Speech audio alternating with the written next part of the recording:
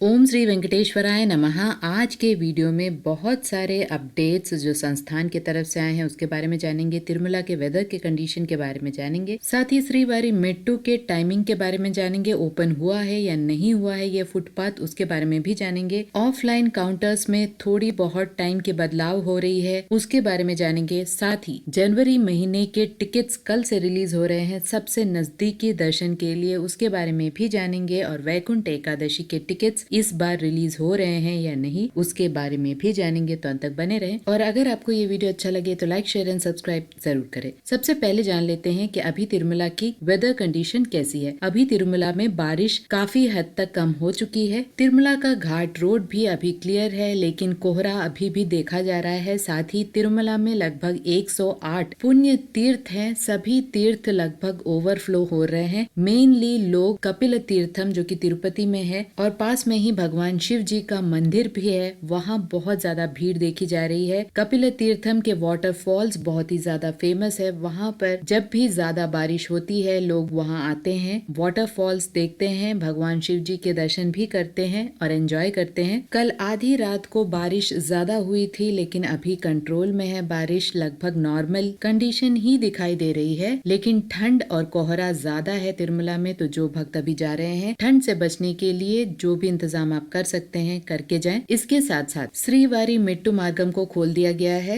बारिश कंट्रोल में है, इसीलिए श्रीवारी मेट्टू को खोल दिया गया है, जो कि 17 अक्टूबर को बंद कर दिया गया था हेवी बारिश की वजह से। साथ ही अलिपिरी मेट्टू मार्गम में भी भक्त जा सकते हैं। श्रीवारी मेट्टू मार्गम सुबह 6 बजे से शाम 6 बजे तक खुला रहता है और अलिपिरी मेट्टू मार्गम सुबह 4 बजे से रात 10 बजे तक खुला रहता है। दोनों चल के जाने वाले मार्गों में 12 साल से कम उम्र के बच्चों को सिर्फ दोपहर 2 बजे तक की ही अनुमति है, इस बात की जानकारी रखें। ऑफलाइन टिकट्स में जो थोड़ी बहुत चेंजेस देखने के लिए मिल रही है वो ये है कि काउंटर्स कभी कभी 12 बजे भी खुल रहे हैं और ऑफलाइन टिकट्स मिल रहे हैं। यूजुअली ऑफलाइन काउंटर्स सुबह 2 बजे से 3 बजे के बीच में खुलते हैं, लेकिन रश कभी कभी ज्यादा होने की वजह से ऑफलाइन काउंटर्स को जल्दी भी खोल दिया जाता है। और ये tickets first come first basis पे दिया जाता है, इसलिए आपको रश का हिसाब अपने से ही लगाना होगा और रात 12 बजे से ही पता करना पड़ेगा कि काउंटर्स खुल रहे हैं या नहीं खुल रहे हैं या कितनी ज्यादा रश है। उस हिसाब से आप अपनी प्लानिंग करें अगर आपके पास ऑनलाइन दर्शन टिकट नहीं है। सभी तरह के ऑफलाइन टिकट्स के बारे में ऑलरेडी मैंने वीडियो बनाया है, लिंक आपको डिस्क्रिप्शन बॉक्स में मिल जाएगा, एक बार जरूर चेक कीजिएगा। इसके साथ साथ जनवरी महीने के सारे दर्शन टिकट्स 1 बाय 1 कल से शुरू होने वाले हैं। कल जो सबसे पहला दर्शन टिकट रिलीज होगा जनवरी महीने के लिए, वो सबसे नजदीकी दर्शन यानी गर्भगृह में जो सेवा के साथ साथ दर्शन भाग्य मिलता है, उन टिकट्स के रजिस्ट्रेशन प्रोसेस शुरू होने वाले हैं। अक्टूबर 19 सुबह 10 बजे से लेकर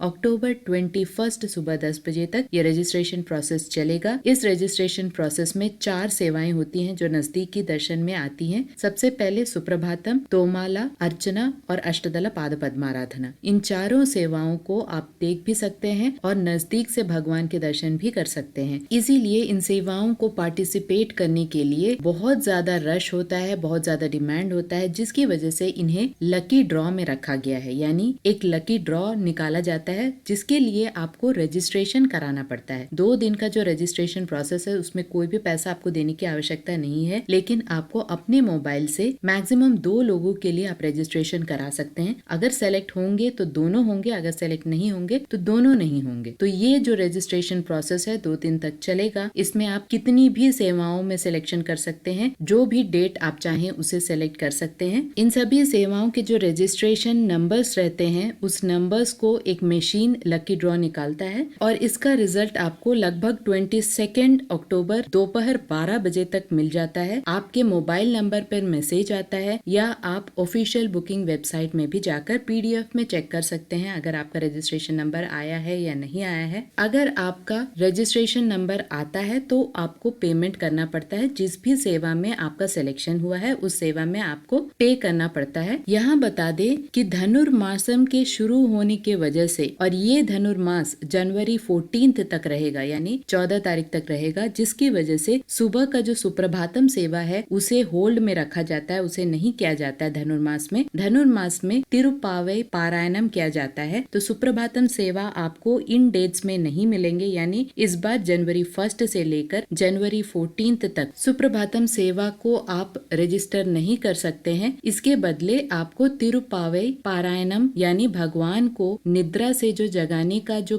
गीत होता है, भजन होता है, उसमें पार्टिसिपेट करना ही ये सेवा का मेन उद्देश्य है। तो यहाँ आप उसमें रजिस्ट्रेशन करा सकते हैं। यहाँ एक और पॉइंट बहुत ज्यादा इम्पोर्टेंट है। इस बार वैकुंठ एकादशी जनवरी 10 से लेकर जनवरी 19 तक रहेगा, 10 दिनों तक। तो इसके टिकट्स इस बार रिलीज होंगे या दिसंबर में रिलीज होंगे, अभी तक ऑफिशियल अपडेट नहीं आया है। कल के रजिस्ट्रेशन प्रोसेस में ही ये पता चलेगा। और यहाँ पर एक और चीज इम्पोर्टेंट है, वैकुंठ एकादशी के 10 दिनों तक कोई भी आर्जित सेवाओं को रिलीज नहीं किया जाता है, चाहे वो इलेक्ट्रॉनिक सेवा के आर्जित सेवा हो या नॉर्मल आर्जित सेवा हो। कोई भी आर्जित सेवाएं वैकुंठ एकादशी के दौरान रिलीज नहीं किए जाएंगे, इसे होल्ड में रखे जाएंगे। तो कुल मिलाकर जनवरी 1 से लेकर जनवरी 19 तक सेवाओं को आप रजिस्टर नहीं कर सकते हैं। आप इन सेवाओं को जनवरी 20 से लेकर जनवरी 31 तक ही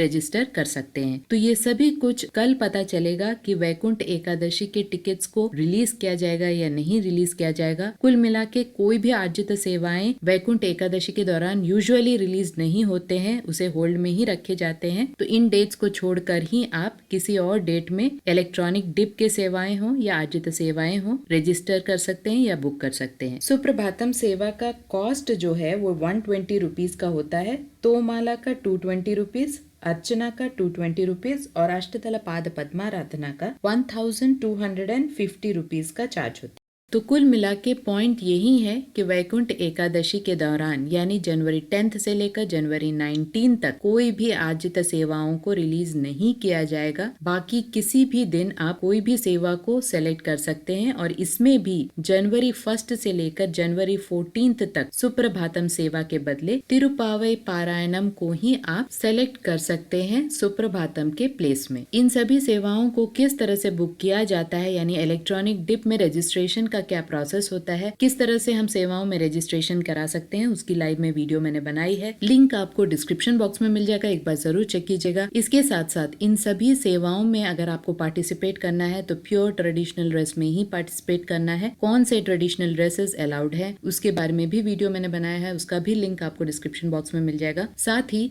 इन सभी सेवाओं में पार्टिसिपेट करने के लिए आपको अर्ली मॉर्निंग तिरुमला पहुंचना पड़ेगा, क्योंकि सुप्रभातम सेवा सुबह 3 से 3:30 बजे तक रहता है, तोमाला 3:30 बजे से लेकर 4:15 तक रहता है, अर्चना 4:30 बजे से लेकर 5 बजे तक रहता है और अष्टदल पाद पद्माराधना सोमवार को सुबह 7 बजे रहता है। आशा करती हूँ ये सारे इन्फॉर्मेशन आपके लिए इन्फॉर्मेटिव रहा होगा।